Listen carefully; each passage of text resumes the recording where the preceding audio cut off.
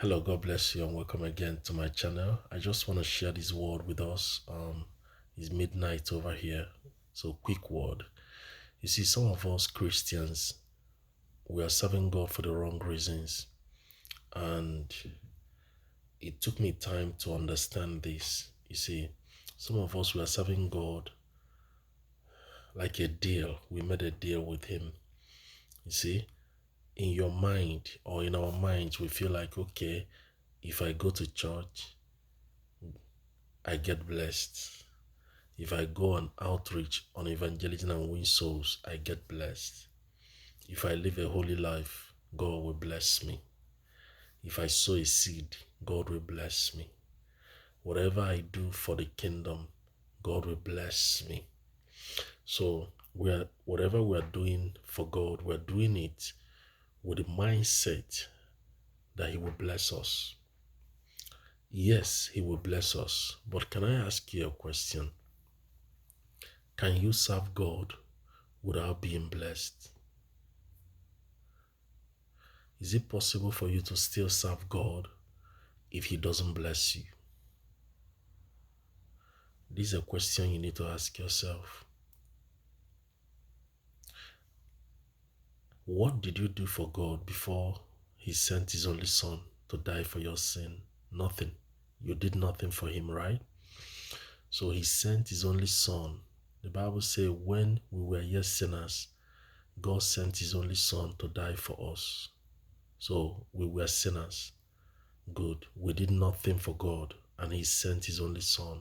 He made a sacrifice. Now, you are now serving God, but you are serving Him with a wrong mindset. In your mind, I'm doing this so that God will bless me. I am keeping myself so that God will bless me. It will amaze you that most people who are sexually pure, who want to keep their body for their spouse, they are doing it so that God will bless them. And it's a good thing for you to live a pure life, sexually pure life, consecrated life. I understand that. Live a holy life, obey God, do His will, serve God. But are you doing it for the blessings? And my question is, if God doesn't bless you, would you still serve Him? If there was no blessing, would you still serve God? Let's assume if there was nothing like blessing, that whoever serves God, there is no reward, would you still serve God? In fact, let me even go further. If there was no heaven, would you still serve God?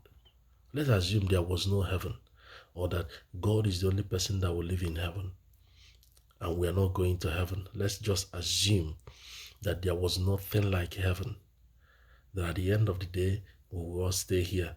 Everybody will die, and that's the end of it. There is no eternity, but there is God. Let's assume. Would you still live a holy life? So, I observed that most of the things we are doing for God, we are doing it for selfish reasons. We are doing it for what we can get from Him. Just what can I get from God? So we are serving God for the blessings. If you are serving God for the blessings of God, do you call that love? Is that what you call love? Do you think you love God? Do you think you love God if you are serving Him for the blessings? If God doesn't give you a spouse, would you still serve Him? If God doesn't give you children, would you still serve Him? If God doesn't answer your prayers, would you still serve Him?